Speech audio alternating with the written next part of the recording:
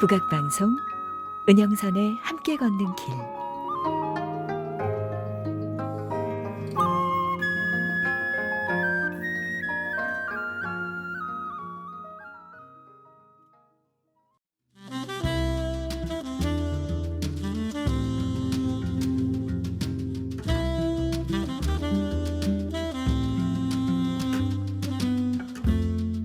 당신의 시선, 당신의 목소리.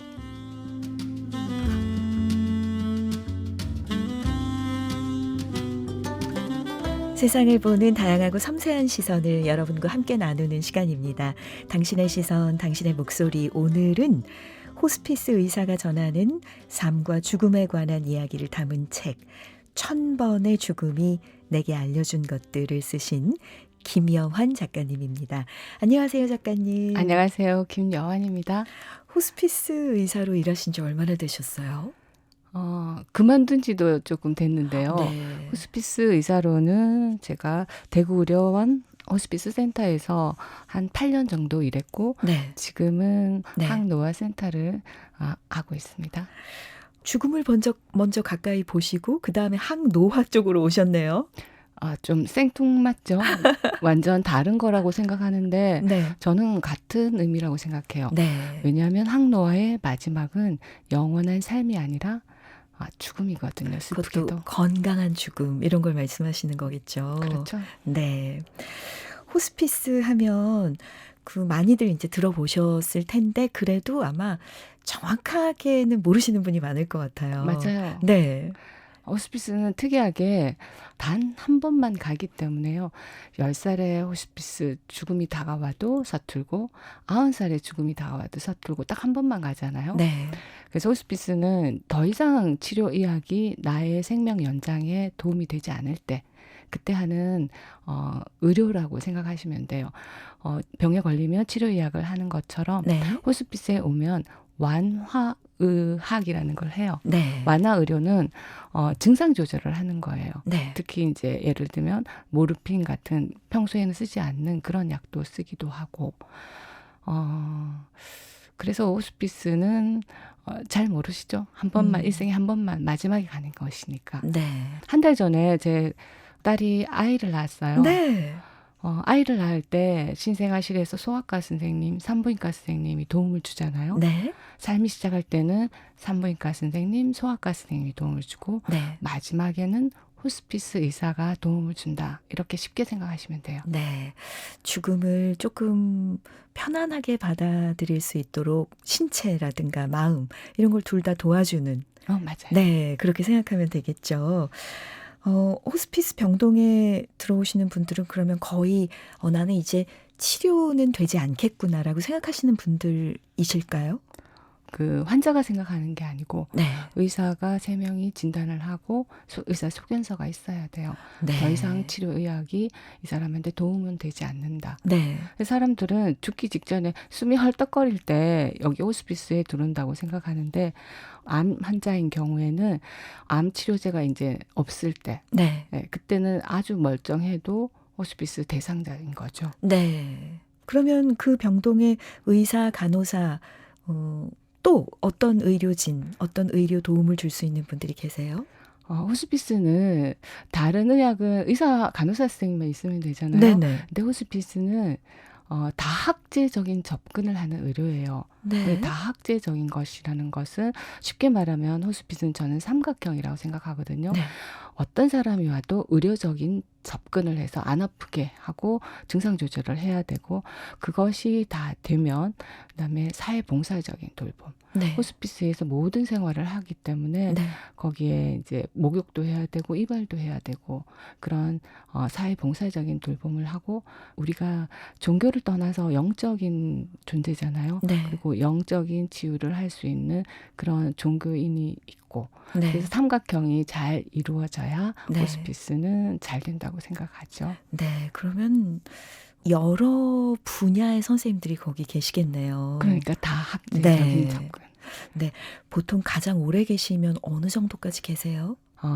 한 2달 정도, 네. 한 달, 평균적으로는 한 달 정도 하면은 네. 이제 임종에 이르게 되는데 경우에 따라서는 굉장히 달라져요. 네. 제가 모신 환자 중에 11살짜리 소녀가 있었는데 네.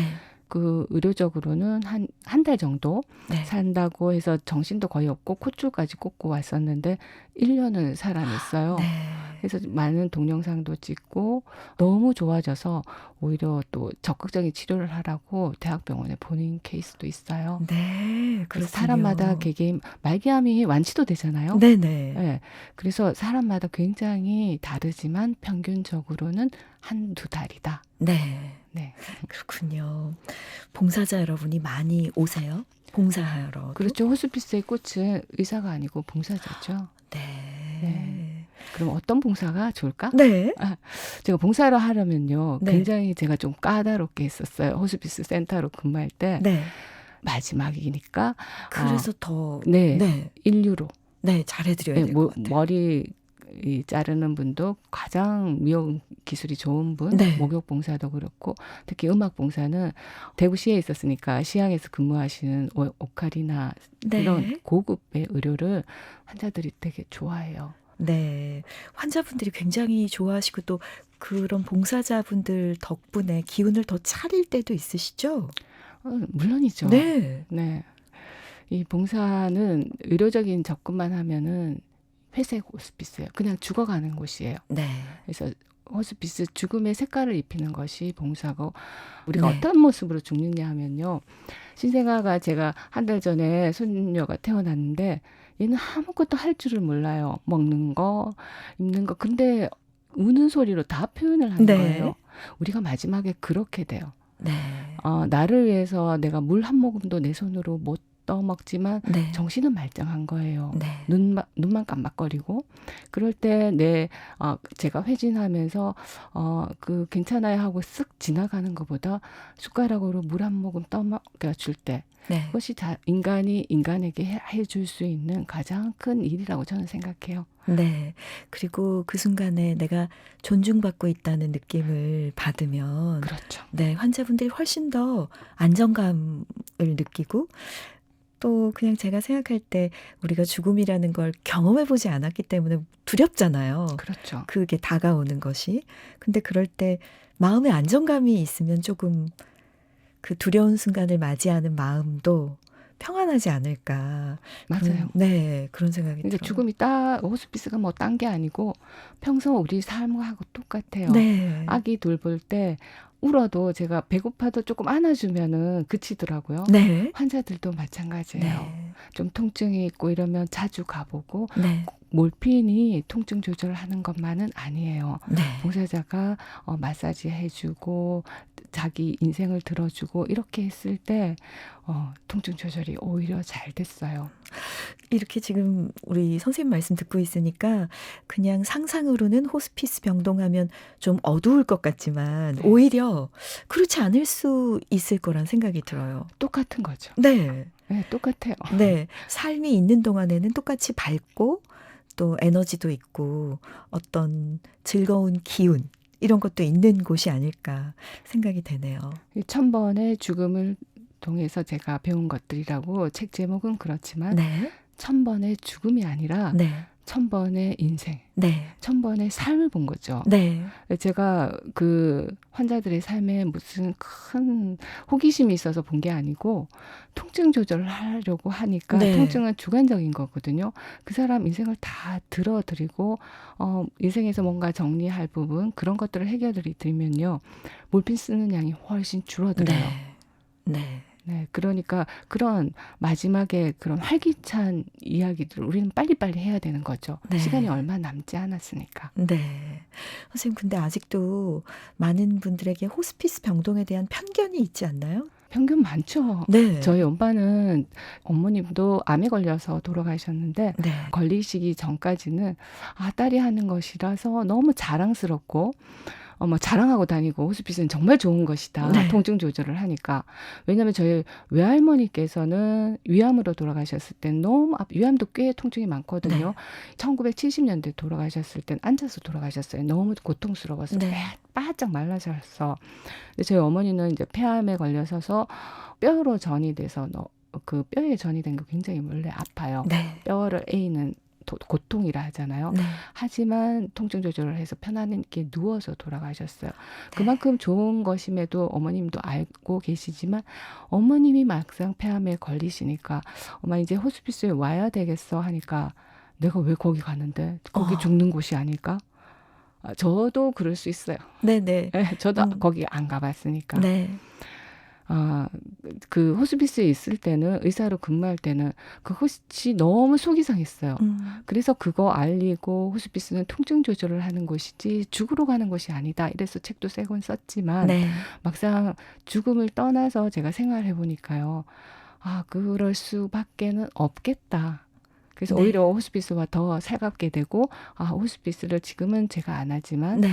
이것을 조금 알려야 되겠다. 네. 네, 그런 생각을 많이 합니다. 네. 자, 그럼 여기서 우리 작가님의 목소리로 첫 번째 낭독을 들어보겠습니다.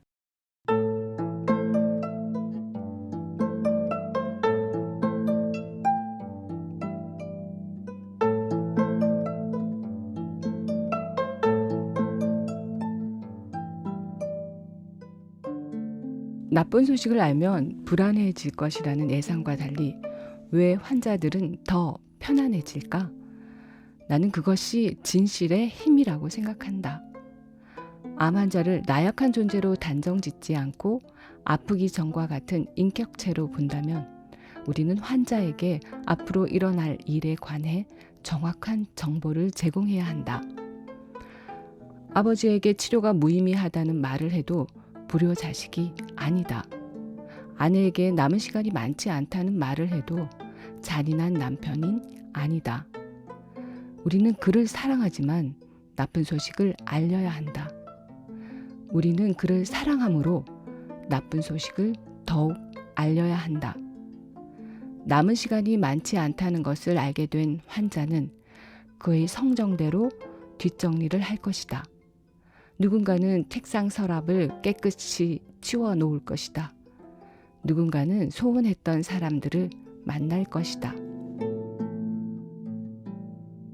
가족들의 심정에 비하겠냐마는 아침 저녁으로 얼굴을 마주하는 나의 환자에게 비극적인 말을 꺼내는 것은 내게도 힘이 든다. 나도 백색 가운을 입은 의사이기 전에 된장 냄새 풀풀 나는 한국 사람이기 때문이다. 그러다 호스피스 경험이 쌓이면서 진실을 정확하게 알고 있는 환자의 경우 통증 조절이 훨씬 수월하다는 것을 알게 되었다. 고통과 통증의 문제에 비하면 삶을 어떻게 정리할 것인가는 오히려 나중 문제이다. 사랑하는 이가 아프지 않게 떠날 수 있도록 배려하는 것. 그것이 우리가 나쁜 소식을 알릴 용기를 내야 할 이유이다.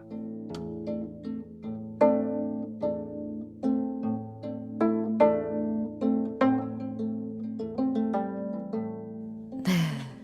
진실을 정확하게 알면 통증 조절이 좀 수월해진다.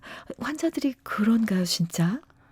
쉽게 말하면요. 네. 선생님께서 배가 너무 아픈데 네. 맹장염하고 너무 비슷한 거예요. 네. 그럴 때 병원 가서 초음파에서 피 검사해서 맹장은 아니고 그냥 단순한 장염입니다 하면 그때부터 안 아프기 그죠, 조금 그죠. 덜 아프시거든요. 네네. 근데 통증은 주관적인 감정이기 때문에 그래. 이모션이기 때문에. 네. 그래서 암 환자한테도 내가 알게 모르게 조직이 파괴되는 묵직한 통증이 있는데 이게 뭐지 이렇게 하면은 몰핀 쓸데없는 몰핀 양이 더 많아지는 것 같더라고요. 네. 특히 폐암 환자인 경우 증상 조절이 가장 조금 힘들거든요. 어렵죠. 네. 그래서 얼마 전에 제가 아는 지인이 11살짜리 아들을 말기암으로 떠나보냈어요. 네. 마지막에 이제 아이에게 11살짜리에게 나쁜 소식을 알렸어요. 가장 큰 용기를 낸 거죠. 보통 네. 아이한테는 그런 이야기를 잘 안 하거든요. 네. 그러니까 아이가 이렇게 폐에 이제 흉수가 너무 차서 호흡 곤란이 너무 심한 거예요. 네. 폐에 물이 찼으니까. 네. 그래서 폐에 물을 찌르니까 찌르는 그 바늘도 너무 몇 번을 찌르니까 너무 아파서 네. 그거를 찌르면 한 2리터, 3리터 물이 나와서 오늘은 당장 호흡이 좋을 것 가능한데. 같은데 네. 이 나쁜 소식 알리고 네가 이걸 찌르면 오늘은 굉장히 편해질 것이다. 아버지가 설득을 하니까 그걸 용기 있게 했어요. 네. 그러면서 나는 이미 이제 안 되는 거 아빠 통해서 알았고 괜찮은데 네. 그래도 아빠, 엄마 얼굴 며칠이라도 더 보고 싶어. 그런 천사 같은 말을 하는 거예요. 네. 이것이 나쁜 소식을 알렸기 때문에 얻어진 결과예요. 네. 그렇게 그렇죠. 천사를 만들 수도 있고 모르는 상태에서 계속 그러면 거기 물 빼는 일도 못하고 네. 애기는 계속 아빠만 미워하고 나 조금 치료해줘 이렇게만 된단 말이에요. 네. 그래서 나쁜 소식 자체보다는 이걸 알리는 그 기술이 필요해요. 네. 천천히 네. 그리고 가장 사랑하는 사람이 꼭 네. 의사가 알릴 필요는 없어요. 네. 그래서 그런 나쁜 소식을 아주 일주일 단위로 한 달 단위로 천천히 알리는 기술이 필요한 것 같더라고요. 사실 우리가 왜 죽음을 나쁜 소식이라고 생각하게 됐을까요? 왜냐면 누구나 다 죽고 누구나 다 자연스럽게 받아들여야 되는 어떤 지점인데 죽음보다도 죽음 직전의 고통에 대해서 사람들이 두려워하는 것 같아요. 죽음, 특히 병을 갖고 있다면 더 죽음 직전에 바로 이제 가장 아픈 순간이 오지 않을까라든가 어르신들은 아마 그 부분이 가장 두렵지 않나 하는 생각도 들어요. 그런가요? 맞아요. 저희가 이제 예를 쉽게 들면 한 80살이 됐을 때 우리가 무릎 관절이나 아프면서 늙어갈까가 걱정이잖아요. 네. 늙는 거는 저희가 받아들이는데 네. 암 환자들도 마찬가지예요. 이 한 달의 기간을 저희 생각하면 노년을 한 30년 이렇게 늘려나는 거하고 똑같아요. 네. 이미 죽음이 왔다는 거 대부분 아시고 오시거든요. 그러면 죽기 직전에 너무 아플까 봐. 네. 그거 똑같은 거죠. 네. 그게 겁이 날 것 같아요. 네, 고통을 견디는 거. 예, 그래서 나쁜 소식을 알릴 때 이 말을 꼭 해주는 것이 중요해요. 의사들이 나쁜 소식 대부분 알릴 때 네. 대학병원에서 더 이상 해줄 것이 없으니까 그 말을 안 할 수도 있어요. 네. 집에 가서 이제는 맛있는 거 많이 드시고 푹 쉬세요. 이렇게 말하잖아요. 네. 네. 그럴 수도 있죠. 네, 그렇게 네. 대부분 말하거든요. 나쁜 소식 알리는 게 의사도 굉장히 두려운 거예요. 네. 그렇게 말하면은 환자들은 대충 이제 안 되는구나. 네, 그렇게 하는 거죠. 그 말에 더불어서 플러스 네. 어떤 경우라도 마지막까지 의료진이 함께 하겠다. 그 말을 꼭 해줘야 돼요. 이거 중요한데요, 선생님? 네. 네. 끝까지 당신이 고통스러우면 고통을 치료해주는 의료진을 꼭 함께 해서 통증 없이 함께 해드리겠다. 네. 네, 함께 하겠다. 네. 아니, 그냥, 우리가 이제 더 이상 해줄 게 없습니다. 이 말보다 사실 해줄 게 없다 하더라도 함께 하겠다라고 얘기하면 훨씬 든든한데요? 그렇죠. 여기 방송 제목도 그렇죠.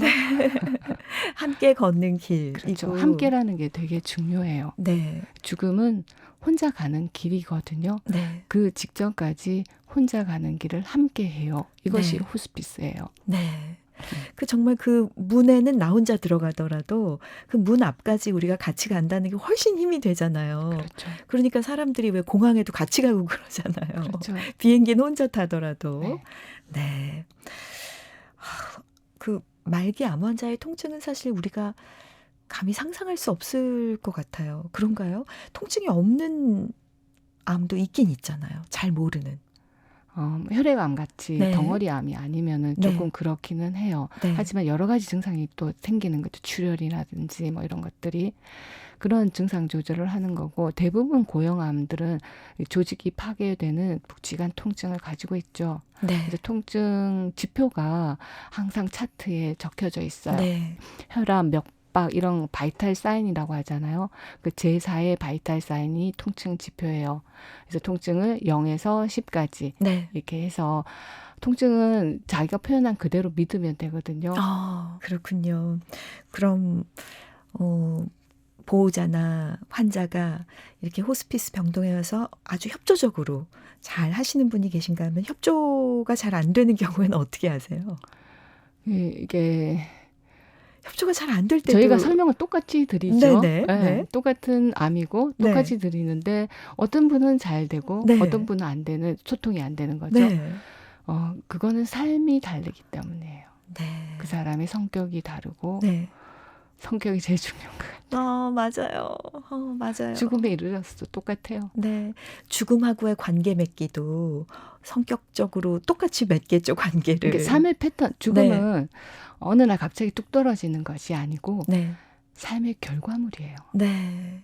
그래서 호스피스 병동에서 제가 한 일은 네. 그런 사람을 이런 사람 좋아, 저런 사람 나를 힘들게 해, 그런 걸 한 게 아니고 어떤 사람이 와도 네. 통증이 없이 떠날 수 있는 권리가 있는 거예요. 네.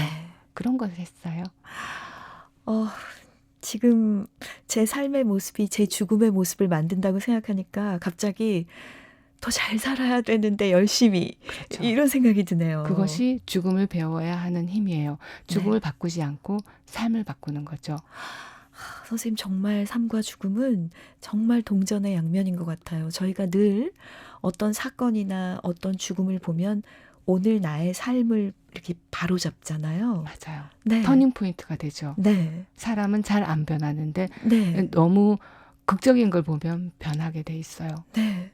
그래서 늘 죽음이 삶을 가르쳐주고 또 지금 말씀해 주신 것처럼 삶의 결과물이 죽음이 되고 너무 딱 붙어 있는 여기서 음악을 한 곡 듣겠습니다. 김혜라의 해금, 이사우 사사키의 피아노 연주로 Always in a Heart 함께 듣죠. 김혜라의 해금, 이사우 사사키의 피아노 연주 Always in a Heart 들으셨습니다.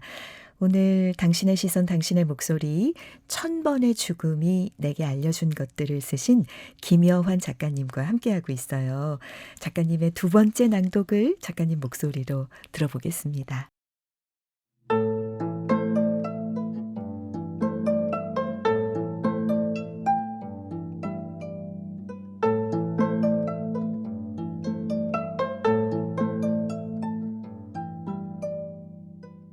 나는 45살에 가정의학과 전문의가 되었다.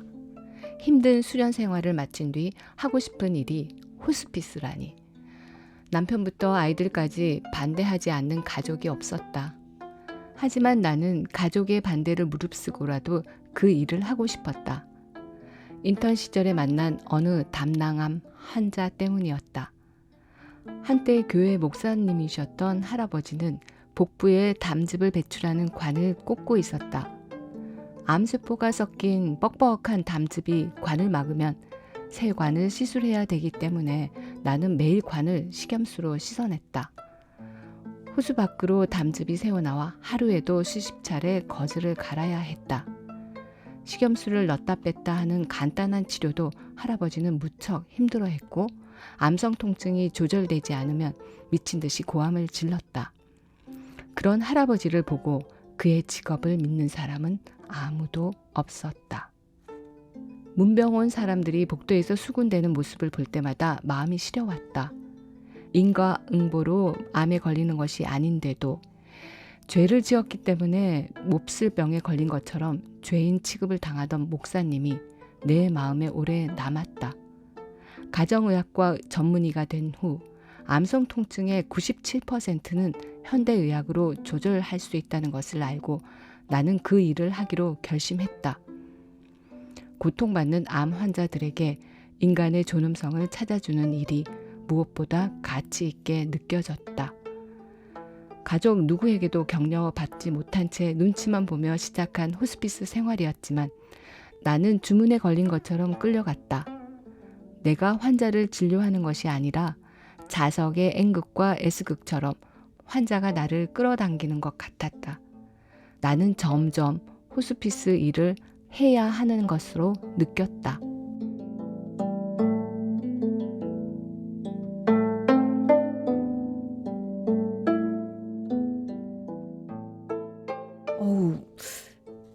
그러니까 어머님이 나중에는 자랑스러워 하셨지만 처음에는 호스피스 의사가 되는 걸 반대하셨어요? 반대하셨나요? 어머님은 네. 늦게, 제가 39에 인턴 시작해서 늦게 고생했는데 좀 돈을 잘 벌일 수 있고 또 재밌잖아요. 네. 치료해서 나아서 퇴원하시면 네. 그런 걸 하기를 원했고 네. 남편도 그랬고 네. 뭐 지금은 제 아들도 재활의학과 의사인데 예. 네. 엄마 꼭 사람이 엄마처럼 죽음을 막 홍보하고 그걸 왜 사람들이 건강한 사람이 알아야 해 하면서 자기는 살리는 의사가 된다고 재활의학과를 하고 가족들은 다 제 안티예요. 근데 정말 호스피스 의사와 재활 의사는 아주 상반되는 그런 부분이 있네요. 물론 둘 다 환자를 도와주지만. 네. 네. 거기는 치료해서 나아서 네. 예, 일상으로 복귀하는 거고 네. 저는 그런 환자가 거의 없죠. 그러면 지금은요? 가족들이 이제 뭐 항노화 센터 이거는 네. 지지하실 것 같은데. 그것도 저한테 별로 관심이 없어서 저 항노화 센터 중에 저는 이제 근골격계 노화를 많이 하거든. 네. 헬스 트레이너 자격증도 따서 네. 네. 대단하세요. 헬스 트레이너 자격증을 언제 따셨어요? 2016년에 이제 호스피스를 그만두고 운동 처방 자격증을 따면 네. 건강할 줄 알고 땄어요. 운동만 했어요. 그리고는. 그러셨군요. 네. 사실 통증이라는 건 개인이 통증하고 딜을 하기가 참 힘든 것 같아요. 전 아직 50대지만 저도 통증이 어떤 부분에 생길 때마다 '이 통증을 가지고 계속 살 수 있을까?' 이런 생각이 들거든요. 두렵죠. 네. '계속 이게 이렇게 되면 내가 일상생활을 제대로 할 수 있을까? 제대로 못하면 어떻게 해야 되는 거지?' 계속 이런 생각이 들더라고요. 통증이 조직이 많이 파괴돼서 생길 수도 있고요. 또 내가 예민해서 통증에 대한 거는 DNA에 이게 코드화돼 있어요. 통증에 예민한 사람, 안 예민한 사람. 네. 그래서 그 통증에 대한 거는 물론 이제 먼저 진단을 해야 되죠. 어떤 경우에 조직이 파괴되거나 뭐가 문제가 있어서 통증이 생긴 경우도 많으니까 네. 신호잖아요. 네. 우리 몸에. 그런 것이 없다면은 너무 걱정 안 해도 내가 예민해서 그럴 수도 있다. 네. 네, 그런 걸 알면은 너무 걱정 안 해도 되더라고요. 의사가 이 사람이 질병이 있습니다. 이렇게 말하는 것도 중요하지만 네. 이 사람이 건강한데 뭐 마음적으로 너무 불안하고 이런 것 때문에 통증이 심화됩니다. 이런 걸 말해주는 것도 되게 중요하거든요. 네. 네. 굉장히 안심이 되거든요. 네. 그 얘기를 들으면. 그쵸, 네, 그래서 선생님? 환자들은 저 좋아해요. 선생님 책에 호스피스 병동은 죽으러 가는 곳이 아니라 삶을 완성하러 가는 곳이다. 네. 이런 얘기가 있어요. 근데 환자들을 보면서 그런 걸 느낀 적 있으세요? 이분은 정말 이렇게 해서 삶을 완성하시는구나. 그런 걸 많이 깨닫죠. 네. 제가 처음에 말씀드린 것처럼 삶에 따라서 죽음의 결과물은 되게 달라져요. 네. 제가 감히 그 사람의 삶을 판단할 수 없듯이 네. 죽음도 저는 판단하면 안 된다고 생각하고 그런 선입견을 그런 마음은 많지만 네. 그런 선입견을 안 가지려고 노력을 많이 했어요. 네. 그리고 통증 조절을 많이 해서 어떤 삶을 살았더라도 편안하게 통증 없이 돌아가실 수 있도록 네. 그런 의료를 많이 했지. 환자들은 호스피스 의사였다 하면 사람들은 죽을 때 뭘 가장 후회하나요? 네. 막 그런 것들을 굉장히 많이 물어보세요. 책도 그런 제목이 많잖아요. 네. 근데 저는 그런 걸 될 수 있는 대로 안 하려고 노력했어요. 네. 의료적인 접근을 많이 하려고 노력을 했던 것 같아요. 그래서 잘 몰라요. 선생님은 그 수많은 인생과 그 수많은 환자들과 보호자들까지 많이 접하시면서 내 삶은 좀 어떻게 만들어 가야 되겠다 이런 생각 하신 게 있으세요? 제 삶의 희망은 이건 박완선 씨가 한 말인데요. 네.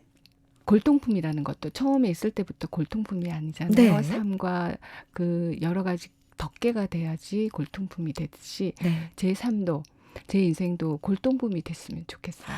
네. 그리고 우리는 그 골동품을 앤틱 뭐 이렇게 그 얘기하면서 명품이죠. 예, 명품이라고 얘기하잖아요. 네. 인생도 우리가 그렇게 만들어 가서 네. 선생님 삶이 그렇게 되면 좋겠다. 네. 그게 제 이제 희망이죠. 네. 또 계획 있으세요? 저는 네. 제가 이제 전업주부로 경력이 단절이 됐잖아요. 그래서 손녀딸 예쁘게 키우는 할머니로 또 살아가는 희망이 있고 계획이 있어요. 아니 어떻게 다시 공부하셨어요? 저는 아, 39이에요? 네, 그게 너무 대단하다고 생각이 됐거든요. 정말 큰 용기였어요. 네. 그래서 하면서 머리 탈모, 원형 탈모도 생기고 굉장히 컨디션이 떨어지고 그랬었는데 호스피스 병동에 오면서 많이 달라졌어요. 그때만 해도 제가 이제 삶에 욕심이 많았겠죠. 39에 나는 애들 어느 정도 키워놨으니까 내 꿈을 조금 이루어야겠다 하면서 늦게 갔었는데 그것이 내 욕심이었던 것 같아요. 호스피스 병동에 가서 다른 환자들을 보고 그러면서 꼭 너무 욕심을 차릴 필요는 없다. 네. 적당하게 뭐든지. 네. 그것이 제 인생의 가장 큰 전환점인 것 같아요.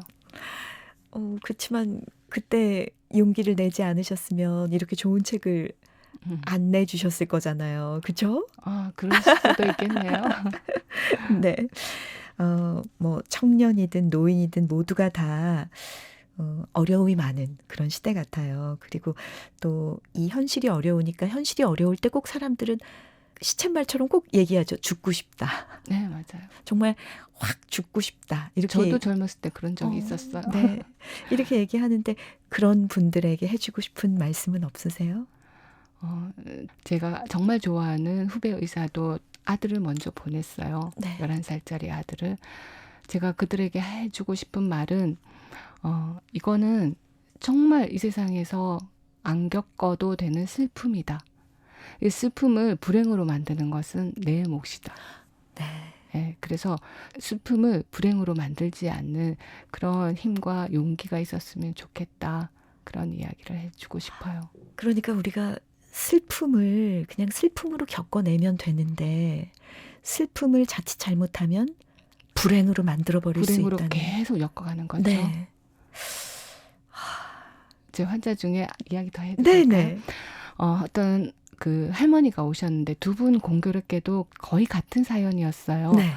한 분은 아들을 이제 젊었을 때 30 몇 살 되는 아들을 먼저 잃고 너무 슬퍼서 한 10년 정도 집에 두문불출하다가 네. 방광암이 걸려서 딸 2명하고 같이 오셨어요. 네. 그래서 우리 엄마가 암에 걸린 것은 우리 오빠가 먼저 죽어서 너무 사랑하는 오빠가 죽어서 그렇다 하면서 너무 슬퍼했어요. 너무 안타까운 인생이었는데 어떤 할머니는 아들이 먼저 쭈쭈가무신가 그거 걸려가지고 네. 죽었는데 아주 어린 돌짜리 손자를 먼저 놔두고 죽었고 며느리는 도망을 가버렸어요. 네. 근데 그 할머니는 그 손자를 키운다고 포천에 있는 둘째 아들 그 수의사하는 아들 집에 가서 이제 돈을 좀 벌어야 되니까 네. 간호사 일을 한 거예요. 네. 그러다가 이제 맹장염이 걸리는 맹장에 암이 걸려가지고 저희 병동에 오셨는데 손자를 이제 이미 키워서 큰 대기업에 취직을 시켰대요.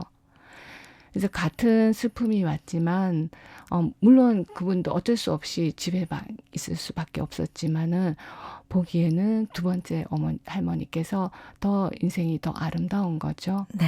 그래서 내가 만약에 슬픔이 오면은 나도 저렇게 이겨나가는 것이 좋겠다. 그런 반성을 했어요. 슬픔에 대처하는 우리의 자세가 어때야 되는지 그런 것도 생각하게 되네요. 네. 네.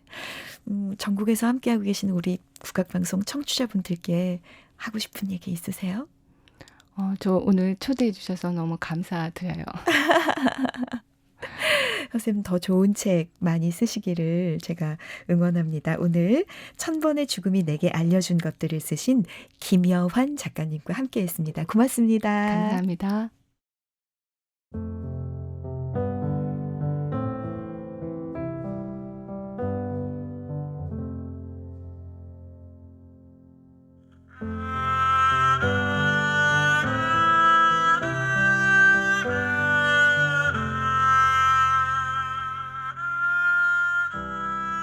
오랜 세월을 살면서 삶의 덮개가 내려앉고 그 덮개 앉은 삶을 완성할 때가 오면 어떤 마음으로 받아들일 것인가. 이런 생각 종종 해야겠다는 거 오늘 다시 한번 배웠어요. 그리고 그때 삶의 완성을 눈앞에 뒀을 때 중요하게 여겨야 할 것이 무언지 김여환 작가의 글에서 찾아봤습니다.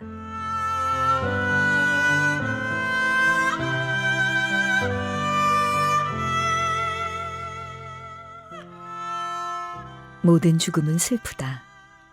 비록 슬픔 속에서 떠나더라도 우리는 죽음 직전까지 행복해야 한다. 생명을 연장시키고 죽음을 중지시키려는 열망 때문에 마지막 여행을 즐기지 못한다면 슬픔은 불행으로 변질돼 남은 삶에 시커먼 먹구름을 들이울지 모른다. 우리가 소중하게 간직해야 할 기억은 죽음이라는 끝맺음이 아니라 죽기 전까지 행복하게 살았던 시간일 것이다.